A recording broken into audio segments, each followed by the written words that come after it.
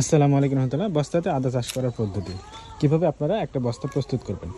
এক একটা বস্তাতে 10 কেজির মতো মাটি দিতে হবে, 2 থেকে 3 কেজি গোবর, 1 কেজি মতো ভার্মি কম্পোস্ট, আর প্রয়োজনীয় বালু দিতে হবে। যদি বেলে দোআঁশ মাটি হয় তাহলে সমস্যা নেই, আর যদি অন্য কোনো মাটি হয় তাহলে হালকা বালু মিক্স করতে হবে।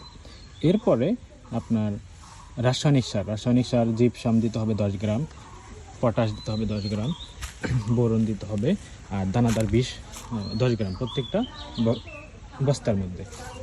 এভাবে প্রস্তুত করে এরপর আদা ছোটো ছোটো করে আদার টুকরো করে, যেগুলো হচ্ছে মুখ হয়েছে মানে বীজ হবে বা গাছ হবে, সেগুলো 3 থেকে 4টা করে এক একটা আপনার বস্তাতে দিতে হবে ইনশাল্লাহ।